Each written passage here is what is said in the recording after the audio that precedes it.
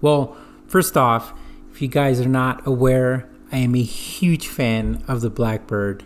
I really think it's neat because it was a secret, and then now that it's not a secret, it hasn't been a secret for a long time, it's really cool to see how this aircraft came to fruition. So Lockheed Martin, specifically Skunk Works, which is their secret division within the company, they put together this aircraft in conjunction with the United States Air Force and NASA. I mean, the Lockheed SR-71 Blackbird is a long-range, Mach 3 capable, high-altitude strategic reconnaissance aircraft. And let me tell you, this thing is fast. As a matter of fact, Mach 3.2 in about 85,000 feet. 85,000 feet, you're starting to see the curvature of the world, which in my opinion is really neat. So this aircraft was successful in both its engineering capabilities and also in real life application as far as what it was built.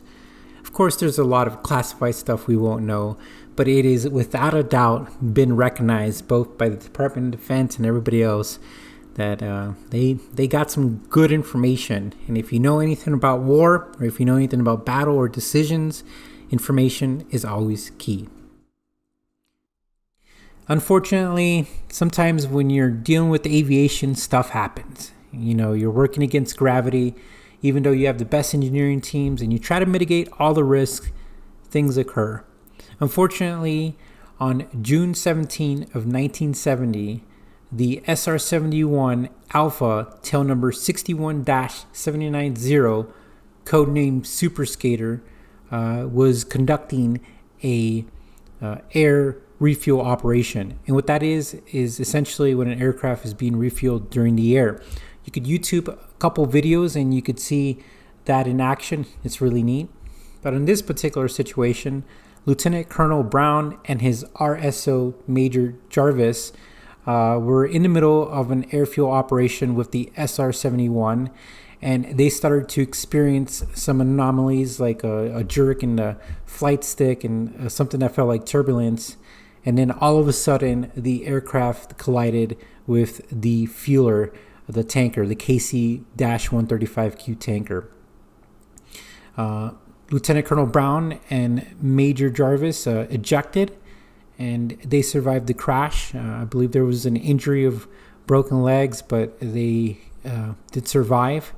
But the aircraft crashed in the western Texas desert. So essentially it just crashed. And of course the debris scattered through, I'm assuming, miles. And in this particular situation, it didn't crash in a federally owned land or anything like that. So over time, people found what you would call an artifact. Now, this small piece of titanium is from the SR-71 aircraft that we've been talking about. So the SR-71 comprised of 93% titanium. That's awesome. Now, titanium is light and strong, and it was the perfect choice for what the engineers were trying to do with the SR-71.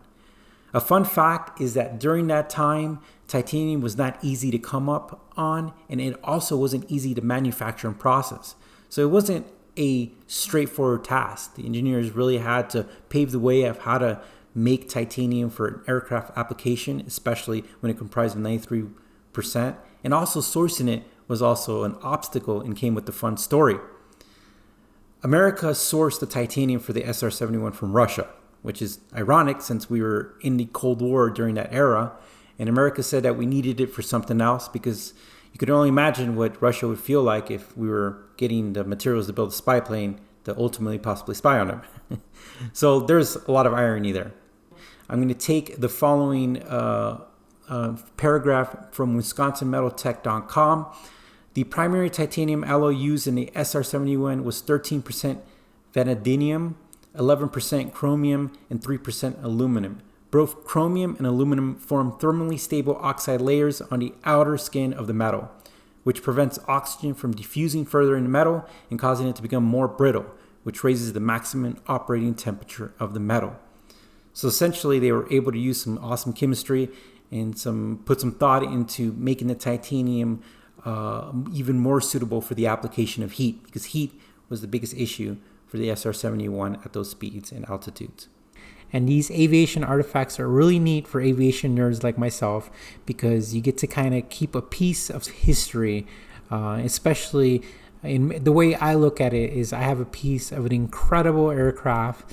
And even though it was lost in that crash, its, I would say, spirit and its memory is in its parts. And also kind of paying homage to the aircraft overall, all the SR-71s. Well, guys, tell me what you think. This is driver's therapy, but I have a passion for aviation, and I just think all of it's connected, because if you're driving, you're flying, you're wrenching, it's all therapy. All right, guys, you stay safe. Take care. We'll talk to you soon.